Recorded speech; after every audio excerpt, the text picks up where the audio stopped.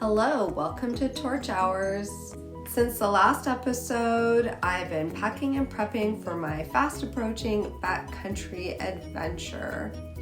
And I am happy to share that I've been able to secure my campsite in the Bruce Peninsula and now know my dates for completing the Bruce Peninsula section of the Bruce Trail and the overall Bruce Trail this summer.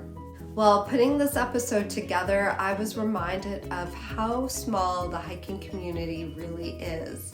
And during my journey along the Bruce Trail, I have actually bumped into a number of people that I know either through the hiking community or the outdoor community. And while hiking this trail on Saturday afternoon, I actually crossed paths with someone that looked familiar, but I didn't quite register who it was until after we had well passed each other. I'm not sure if they saw me. Everyone was kind of watching where we were stepping. So anyways, if you think that I saw you and I ignored you, I promise you I didn't. And I'm really sorry I didn't say hi. And if any of you ever recognize me on the trail, by all means, please say hi. Don't be shy about that. I would love to meet you. Well, enough about all that stuff. Let's get on with the hike. On the Saturday, we hiked 24 kilometers from the Glen Management Area to Dodds Hill Side Trail. And then on the Sunday, we started from Dodds Hill Side Trail and carried on until Bruce's Cave for a total of 18.5 kilometers.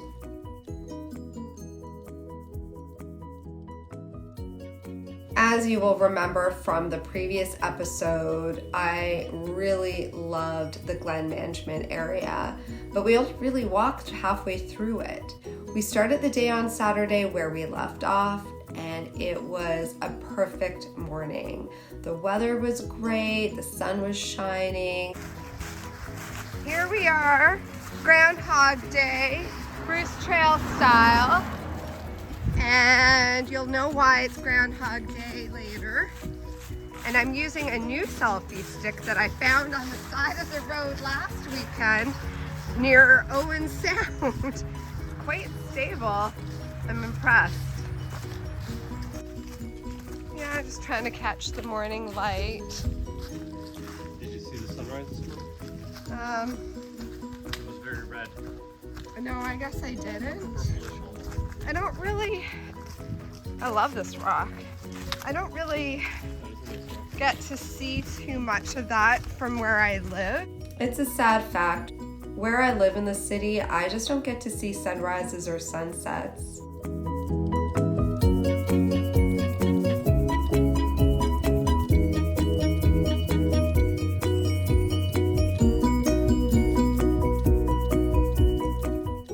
It seemed to be prime time for mushrooms in this area. I've said it before and I'll say it again. The escarpment rocks are always so much fun to navigate. The intersection. It is a cool intersection. Can I do this? Yeah.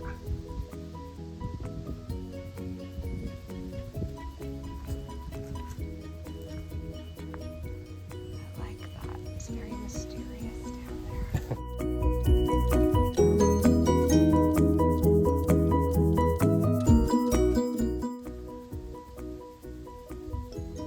So many things kind of hidden. Yeah.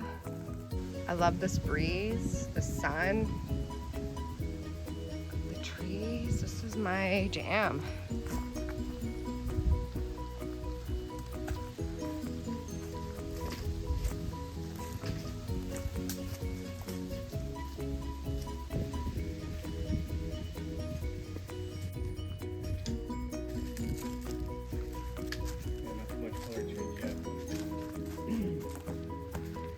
It's okay. We're saving it for our actual fall color hikes. Yeah.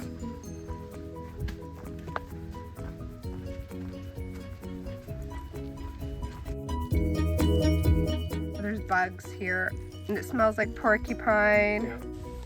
Like the bees hive imprint. Oh, Totally. Do you think it's like ancient coral? I don't know. That's very neat. Good find. Wiley, they don't call me that for nothing.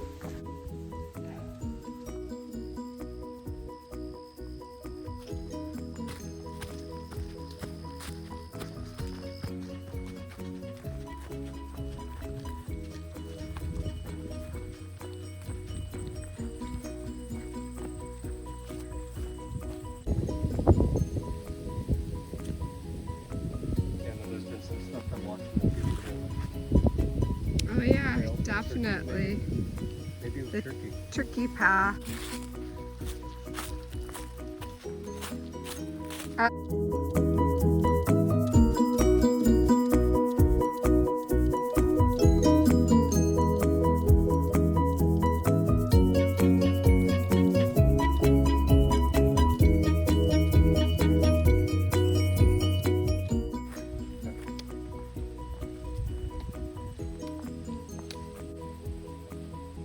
My new annual September tradition seems to be jumping out from behind grasses and wildflowers. And yes, I did do a tick check afterwards.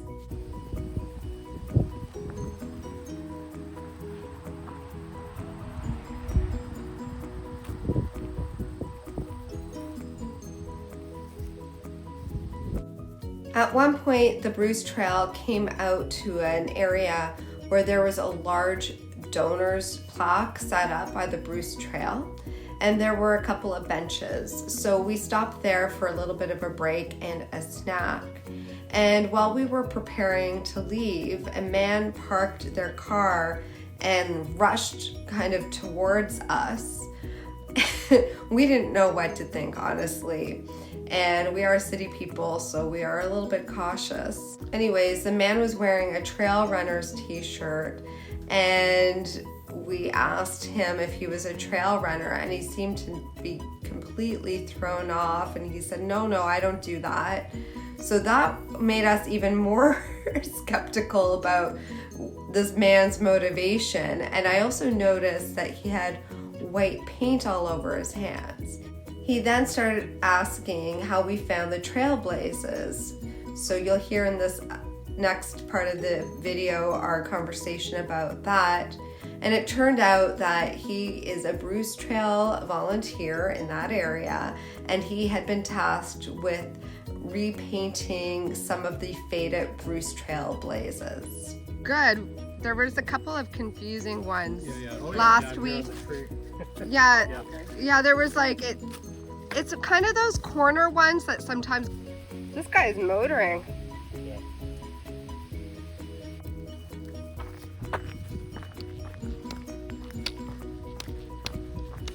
I absolutely love the section that came after our snack break. I love the fields and the tops of the escarpment rocks, and then the lookouts and the cows.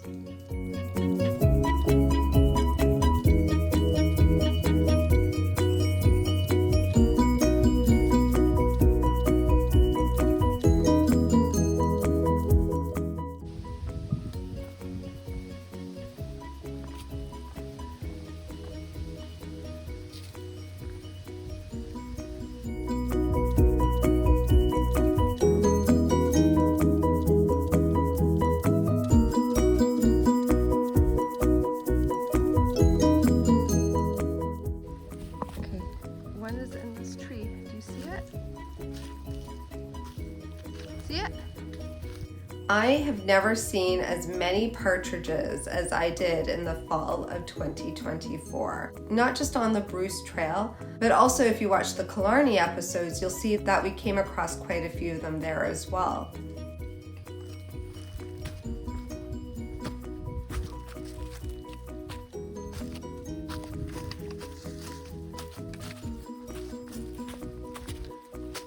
It's that spotlight lighting again. I wasn't getting you at all.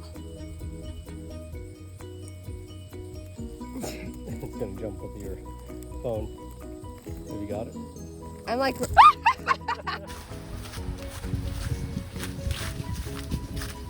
What is this? To construct a wooden bird walk. Huh, okay. There's a camera there.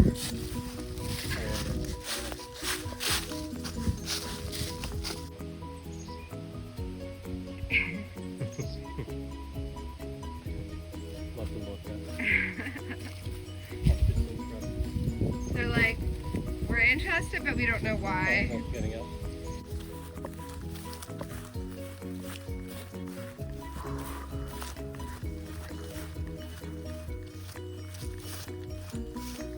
The clouds look great. This was the first time along the Bruce Trail that the path took us through fields that did not have fences to separate the animals from the hikers.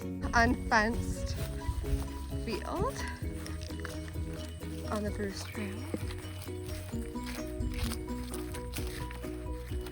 Oh, watch out for the cow patty. Extra challenges.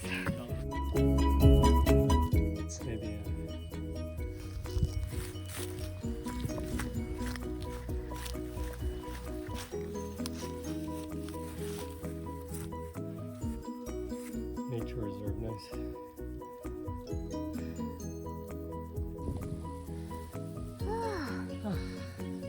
We're in the Kemble area.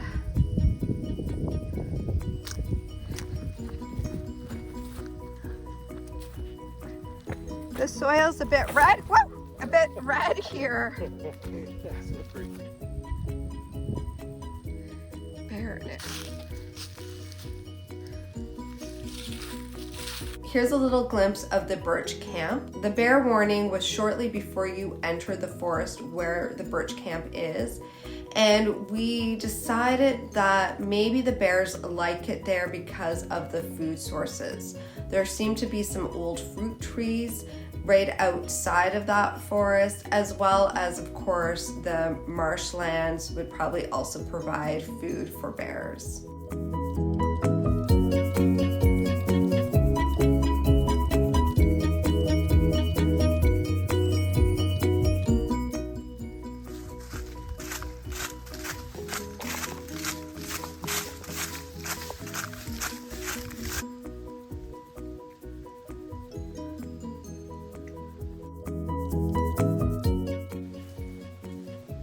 They owned us. Oh yeah.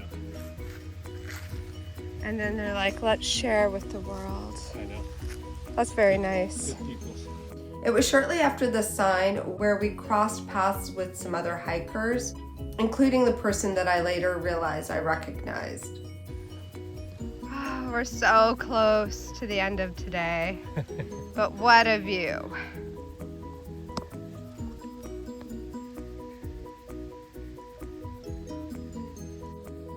We are super high up. Wow. We can't even see the bottom. No. I don't know how we got that high all of a sudden. Oh, wow. Pretty cool in the clouds too. Yeah, a bank of clouds and the escarpment. We did that. We've totally been over there.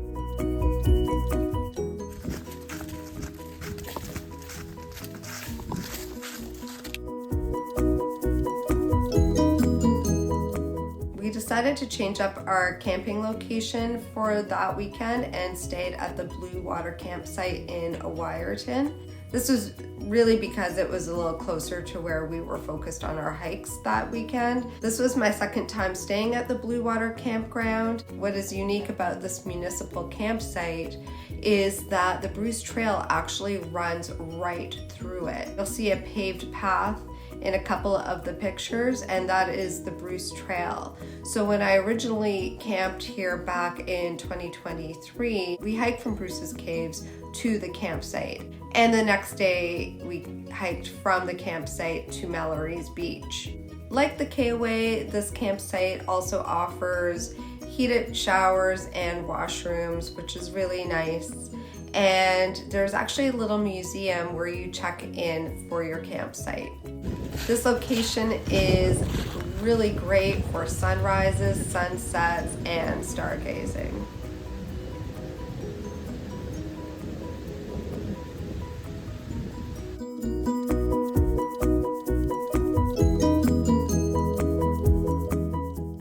And if you feel like looking for Wiarton Willie, that is just a short walk away in the same park. Unfortunately, I've never been able to find him in his supposed home, but there is a statue for consolation. In search of Wiarton Willie. Could be in that corner, that's the only place I can see. Let's see if we There's a can. lot of big spiders.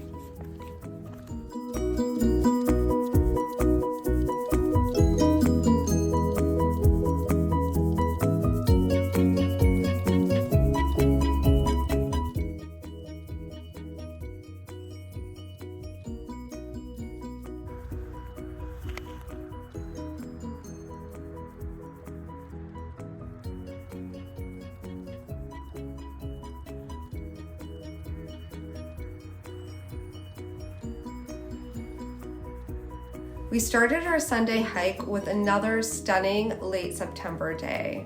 We couldn't have asked for better weather. In fact, it was actually really hot. All right, day 2. We are heading from Kemble, Dodds Hill Side Road to Bruce's Caves.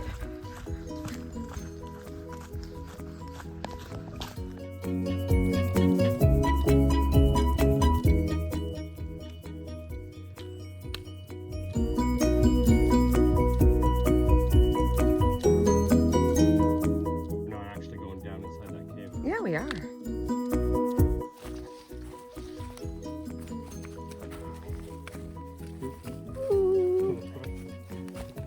Oh, Nita Rudy. I don't know why I just said that. I don't recall what decade Nita Rudy's comes from, but it definitely is a throwback. I absolutely loved this entire day and the hike. From the fields and the rocks and the views and the escarpment cracks and the wildlife, it may have been one of my favorite Bruce Trail hike days.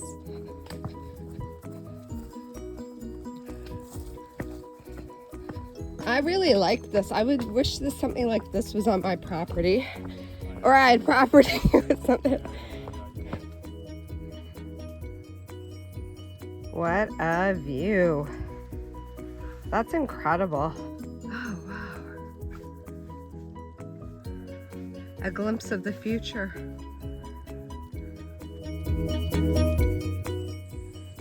Are you hiking in the other way, Sobo? Sobo hikers?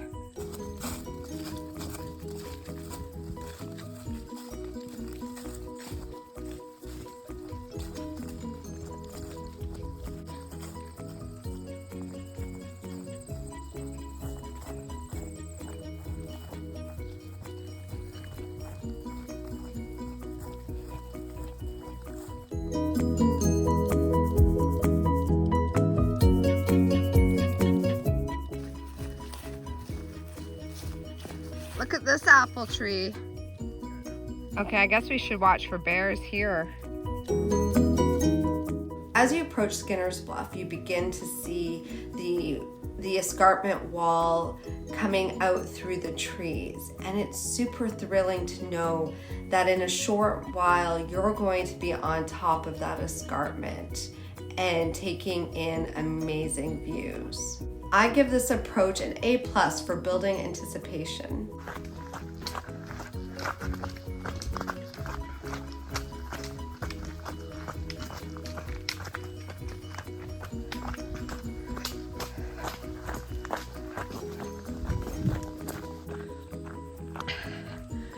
All right, we are about to start the Skinner Bluff section of the Bruce Trail. We stopped to have a picnic at one of the lookouts.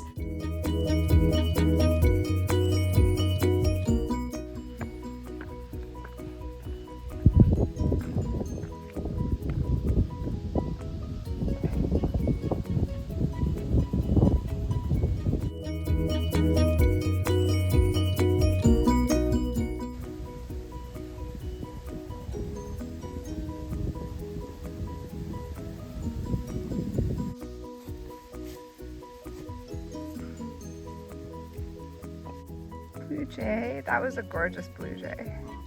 They're all around.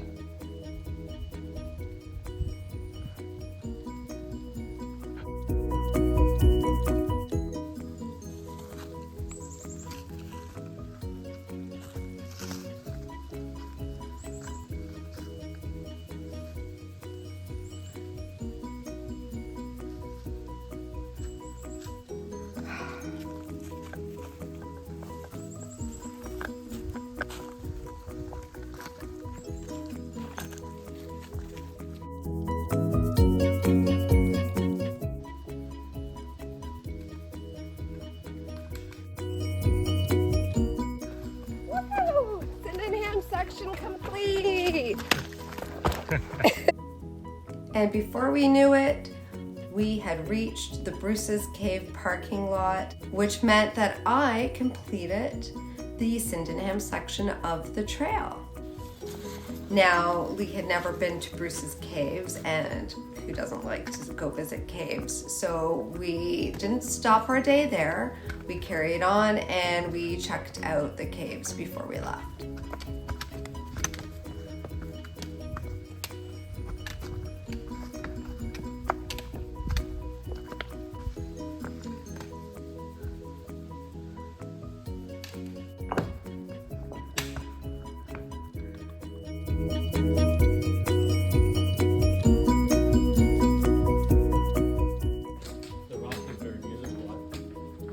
It is. There's a beach actually north of the grotto that it sounds kind of melodic. I don't know how to describe it, but it's all this like little round stones that have been like shaped by the lake. And then because they're round, like they're too tight, but like there's a lot of air holes. So as the water crashes up kind of underneath it, it makes a noise. Thanks so much for watching. I'll see you on the trail or the ski hill. And in the meantime, keep your eyes open for my next quick video on top romantic places to visit on the Bruce Trail.